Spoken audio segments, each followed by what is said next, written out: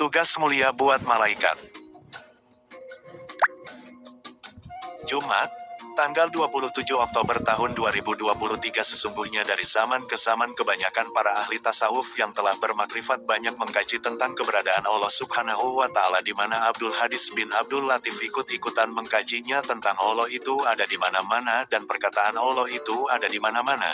Dan sekarang mengkaji Allah menugaskan malaikat di mana-mana. Apakah saya terobsesi dengan Al-Quran surat Al-Imran 3 ayat 191 dengan mengucapkan Bismillahirrohmanirrohim. Ya Allah, bimbinglah hamba mengikuti kata hati apa yang dirasakan yang timbul dalam hati nurani ini. Hamba tuliskan dan hamba maaf bila ada kesalahan, karena berulang kali bahwa kebenaran hakiki itu milik Engkau ya Allah. Jadi Allah Subhanahu wa Ta'ala itu benar-benar tidak mungkin akan terlihat wujud atau jasadnya oleh makhluk yang diciptakan, tetapi ada makhluk Allah Subhanahu wa Ta'ala yang dapat melihat wujud atau jasadnya. Di mana keduanya benar-benar kepercayaan Allah Subhanahu wa Ta'ala yang sanggup merahasiakan untuk tidak menceritakannya, walaupun yang mereka senangi baik kepada makhluk apapun, bahkan alam semesta pun tidak tahu yang namanya wujud yang maha pencipta, yaitu sebagaimana surat Al-Hajj 22 ayat 75 artinya, Allah memilih para utusannya dari malaikat dan dari manusia. Sesungguhnya Allah maha melihat dan maha mendengar. Surat dan ayat ini memperingatkan kepada kedua utusannya untuk tidak mengatakan rahasianya Allah Subhanahu wa Ta'ala itu seperti apa, karena apa-apa yang diciptakan itu semuanya bertanya-tanya tentang Allah. Seperti apa itu wujud Allah dan lain-lain sebagainya. Namun saya Abdul Hadis bin Abdul Latif berpendapat bahwa setiap yang diciptakan itu tidak bisa menciptakan kecuali Allah yang maha pencipta.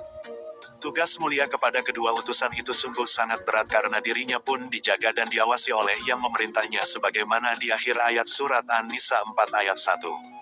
Sesungguhnya Allah selalu menjaga dan mengawasimu. Bukan seperti di bumi Indonesia diadakan KPK untuk diperiksa semua, ada yang pada menolak, bahkan akan diadakan badan pengawas KPK, itu banyak yang tidak setuju.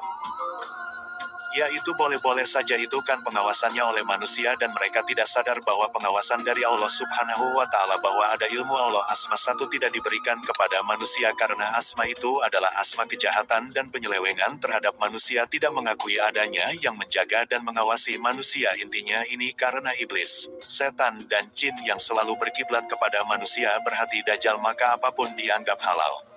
Karena manusia seperti ini membutuhkan firman-firman Allah. Lalu Allah berfirman surat Al-Mudassir 74 ayat 11 artinya, biarkanlah aku yang bertindak terhadap orang yang aku menciptakannya sendiri.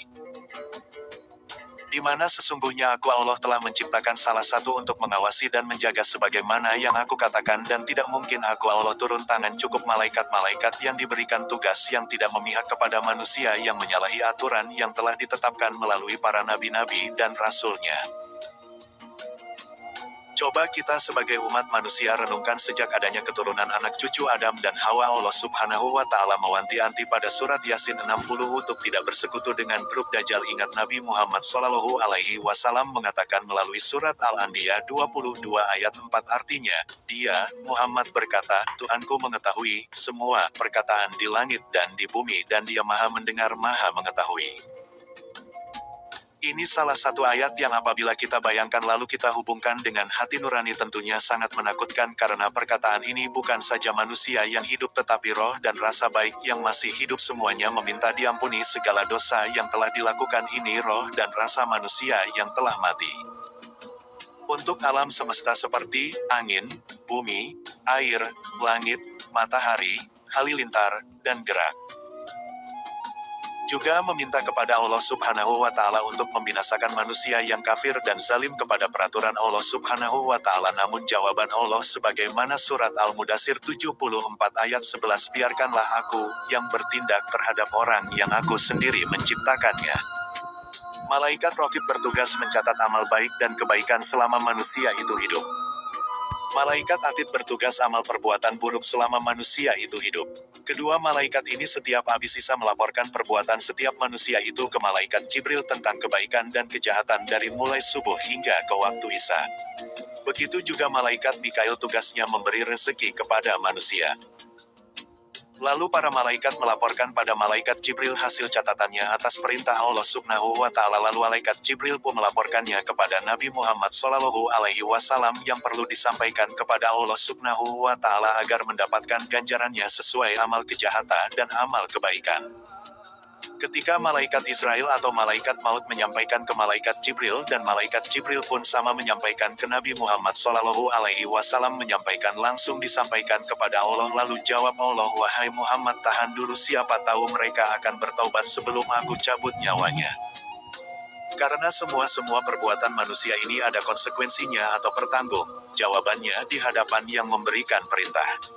Karena neraka diharamkan membakar umat manusia yang bertaubat.